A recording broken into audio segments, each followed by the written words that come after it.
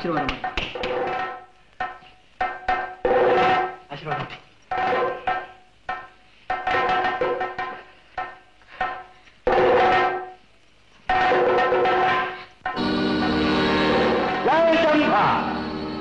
ಮಹಾದೇವರೇ, ಇದುವರೆಗೂ ನಾನು ಹಾಕಿದ ನೋಡಿ ತೆಗೆದವರು ಈ ಜಗತ್ತಿನಲ್ಲೇ ಇಲ್ಲ. ಮಹಾದೇವರೇ, ನೀವೆಲ್ಲರೂ ಈ ಹುಡುಗನ ಮಾತನ್ನು ಕೇಳಿಕೊಂಡು ಬಹಳ ಉತ್ಸಾಹದಿಂದ ಬಂದಿದ್ದೀರಾ. ನೀವೆಲ್ಲರೂ ನಗನಗುತ್ತಾ ಮನೆಗೆ ಹೋಗಬೇಕು ಅಂತ ಇದ್ರೆ ಈ ಕಾಳಿದೇವಿ ಗುಡಿ ಪೂಜಾರಿನ ನನ್ನ ಕಾಲ ಮೇಲೆ ಬಿದ್ದು ಕ್ಷಮಾಪಣೆ ಕೇಳ್ಕೊಳ್ಳೋ ಆಗ್ತದೆ. ಇಲ್ಲ ಅಂದ್ರೆ ನಿನ್ನೆದುರಿನಲ್ಲಿ ಇಲ್ಲೇ ರಕ್ತ ಕಾರ್ಕೊಂಡು ಸತ್ತು ನರಕಕ್ಕೆ ಹೋಗೋದನ್ನ ತುಂಬಾ ನೋಡ್ತಾ ಹತ್ತುಕೊಂಡು ಹೋಗುತ್ತೀರ. ಕೈಲಾಗದೆ ಇರೋ ಕುಂಭಕರ್ಣ ರಣರಂಗಕ್ಕೆ ಬಂದ್ಮೇಲೆ ಸಂಧಿ ಮಾತು ಯಾಪ ಆಡ್ತಿ? ಯೋಗ್ಯತೆ ಇದ್ರೆ ನಿನ್ ಕೆಲಸ ಮಾಡಿ ತೋರಿಸು, ಇಲ್ಲ ನನ್ನ ಜೊತೆ ಬಂದು ದೇವಸ್ಥಾನದ ಕಸ ಗುಡಿಸು. ಜೈ ಜಂಪ ಶಿಷ್ಯಾಗಬಂಧ ಹುಡುಗರೇ, ನಮ್ಮ ಮೋಡಿ ಕಟ್ಲೇನ ಅವ್ರಿಗೆ ತಿಳಿಸು. ಸರಿ ನೋಡಪ್ಪ, ಮೊದಲನೇದು ಬುಡಬೋಡಿ ಬೂದುಂಬಳಕಾಯಿನ ಎತ್ತಿ ಹೊಡಿಬೇಕು. ಜೈ ಜಂಪ. ಎರಡನೇದು ನಡುಮೋಡಿ ನಿಂಬೆ ಹಣ್ಣನ್ನ ಜಜ್ಜಬೇಕು. ಜೈ ಜಂಪ. ಮೂರನೇದು ಕಡೇ ಮೋಡಿ ಕಣಗಾಲ ಎತ್ತಿ ತಲೆ ಮೇಲೆ ಇಟ್ಕೋಬೇಕು. ಜೈ ಜಂಪ ಜಂಪ. ಜೈ ಜಂಪ ಜಂಪ. ಈ ಮೂರನ್ನು ಗೆದ್ದು ಬಿಟ್ರೆ ನಾವು ಸೋತಾಗಿ. ಅಲ್ಲ ಅಲ್ಲ, ನಮ್ಮ ಗುರುಗಳು ಸೋತಾಗಿ. ಏ ಮಡಿಕೋಲು, ಸುಮ್ಮನೆ ಸಾಕು. ಏ ಒಣಜಂಬ, ನಾನು ಆ ಕರಗ ಎತ್ಕೊಂಡು ಕುಣಿದ್ರೆ ನೀನು ಬದುಕಿರೋವರೆಗೂ ನಮ್ಮೂರು ಬನಶಂಕರಿ ದೇವಸ್ಥಾನದಲ್ಲಿ ಪೂಜಾರಿಯಾಗಿ ಸೇವೆ ಮಾಡ್ತೀನಿ ಅಂತ ಒಪ್ಕೊಂಡಿದ್ದು ಜ್ಞಾಪಕ ಇದೆ ತಾನೆ? ಇದೆ. ಎತ್ತು ಮೊದಲು ಎತ್ತು.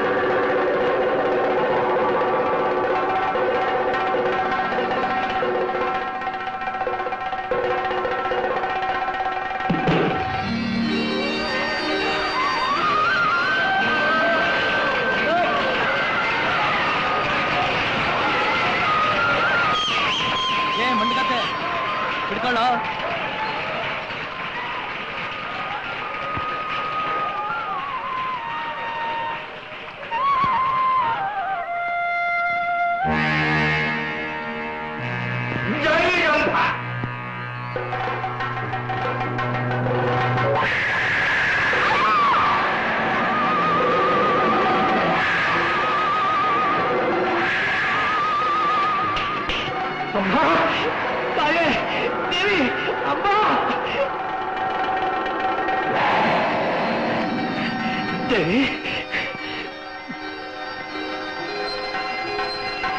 ತಾಯಿ ಜಗನ್ಮಾತೆ ತಾಯಿ ಜೈ ಜಂಭ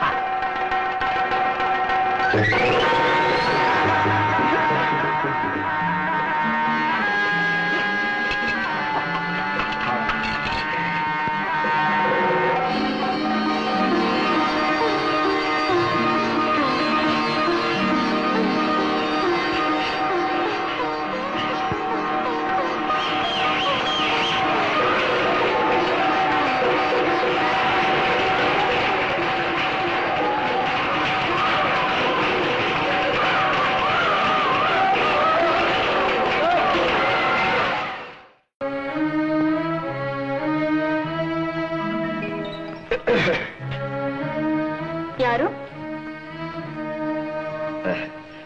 ಇಲ್ಲಿ ನೀವೊಬ್ಬರೇ ಇದ್ದೀರಾ? ಇಲ್ಲ, ಬೀಸೋ ಗಾಳಿ, ಗಾಳಿಗಾಡೋ ಗಿಡಮರಗಳು, ಗಿಡಮರಗಳಲ್ಲಿ ಬಿಡೋ ಹೂವು ಹಣ್ಣುಗಳು, ಎಲ್ಲಕ್ಕಿಂತ ಹೆಚ್ಚಾಗಿ ನಾನು ಪೂಜಿಸೋ ಪರಮೇಶ್ವರ ಎಲ್ಲ ನನ್ನ ಜೊತೆಯಾಗಿದ್ದಾರೆ. ಇವುಗಳನ್ನೆಲ್ಲ ನಂಬ್ಕೊಂಡಿರೋದಕ್ಕೆ ನಿಮಗೆ ಭಯವಾಗಲ್ಲ? ಭಯ ಅಂದ್ರೆ? ಪಾಪ ಒಂಟಿ ಹೆಣ್ಣು, ಯವ್ವನ ಬೇರೆ. ಕೆಂಡಕ್ಕೆ ಇರುವೆ ಮುಟ್ಟೋಕ್ ಸಾಧ್ಯವೇನು? ನೀವು ಕೆಂಡ ಅಲ್ಲ, ಹೂವಿನ ಚೆಂಡು. ಇಲ್ಲಿಗೆ ಬಂದ ಕಾರಣ? ನಮ್ಮನೇಲಿ ಒಂದು ಪಿಶಾಚಿ ಇದೆ.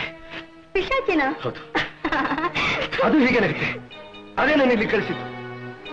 ಹೌದು, ಅದಕ್ಕೆ ನೀವ್ ಹೇಗೆ ಗೊತ್ತು? ಉದ್ಧರಣೆ ತೀರ್ಥ ಕುಡಿಯೋ ಶಕ್ತಿ ಇಲ್ದಿರುವಾಗ ನದಿನೇ ಆಪೋಷಣ ತಗೊಳ್ಳೋ ಪ್ರಯತ್ನ ಯಾಕೆ? ಬಂದ್ ಕೆಲಸ ಏನೋ ಅದನ್ನ ಹೇಳು. ಆ ಪಿಶಾಚಿ ನನ್ನ ಬಿಟ್ಟು ತೊಲಗಬೇಕು, ಇಲ್ಲ ನಾನು ಅದನ್ನು ಬಿಟ್ಟು ಹೋಗ್ಬೇಕು.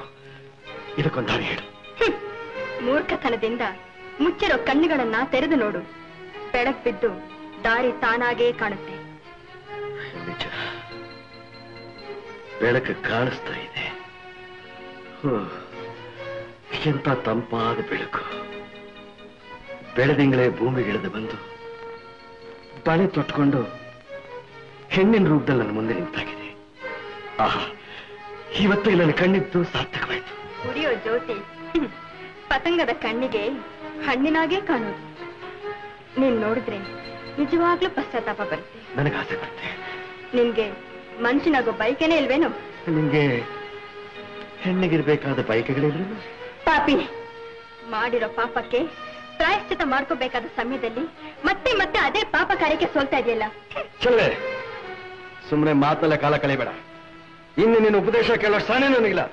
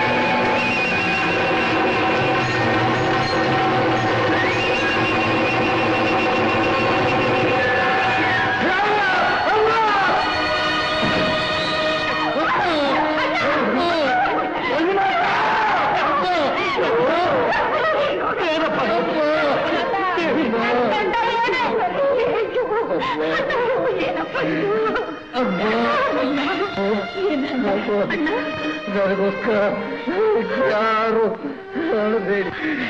ನನ್ನಾಗಿ ನಡ್ಕೊಳ್ಳೋರಿಗೆಲ್ಲ ಹೀಗೆ ಕೊನೆ ಆಗೋದು. ಅಮ್ಮ ಅಮ್ಮ ಅಮ್ಮ ನಿಜ ಹೇಳ್ಬಿಡ್ತೀನಮ್ಮ. ಭವಾನಿ ಸಾವಿಗೆ ನಾನೇ ನಮ್ಮ ಕಾರಣ. ಚಂದ್ರನ ಮೇಲೆ ವ್ಯಾಮೋಹಕ್ಕೆ ಸಿಕ್ಕಿ ದೇವಿಯನ್ನು ಕೊಂದಿದ್ದು ನಾನಮ್ಮ. ಅಮ್ಮ ಅಮ್ಮ ಅಮ್ಮ ಧರ್ಮ ತಾನೇ ಎಷ್ಟು ಸಹನೆಯಿಂದ ಇರುತ್ತೆ.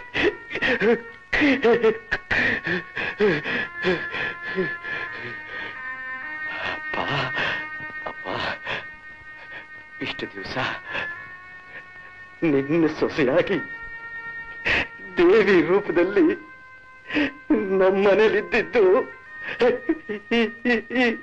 ಈ ನಮ್ಮನೆ ದೇವರು ತಾಯಿ ಬನಶಂಕರಿರಪ್ಪ.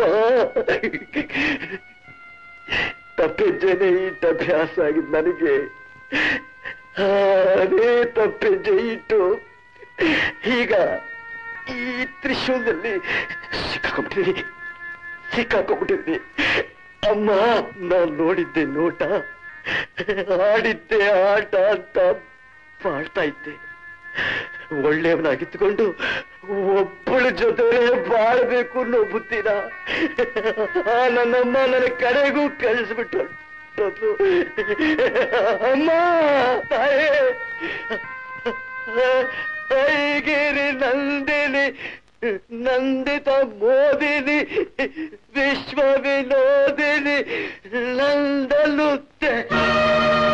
ಸ್ವಾಮಿ, ನಡೆದ ಕಥೆ ನೀವು ಹೇಳಿದ ಸಾಧಾರಣವಾದ ಕಥೆ ಅಲ್ಲ. ದಂಪತಿಗಳು ಜೀವನದಲ್ಲಿ ಹೇಗೆ ನಡ್ಕೋಬೇಕು ಅಂತ ತೋರಿಸೋ ಅದ್ಭುತವಾದ ಘಟನೆ. ಮನುಷ್ಯನಾಗಿ ಹುಟ್ಟಿದವನು ಸಾಧ್ಯವಾದ್ರೆ ಒಳ್ಳೇದು ಮಾಡಬೇಕು, ಇಲ್ಲಿದ್ರೆ ಸುಮ್ಮನೆ ಇರಬೇಕು. ಆದ್ರೆ ನಮ್ಮ ರಂಗನಾಥ ನೀವು ಕಥೆಯಲ್ಲಿ ಹೇಳಿದ ರಂಗನಾಥನಾಗಿಲ್ಲ. ಇಬ್ರು ರಾಮ ಸೀತೆ ಇದ್ದಾಗಿಲ್ಲ. ಸಂತೋಷ ಸಂತೋಷ. ಸಕಲ ಇಷ್ಟಾರ್ಥ ಸಿದ್ಧಿರಸ್ತು.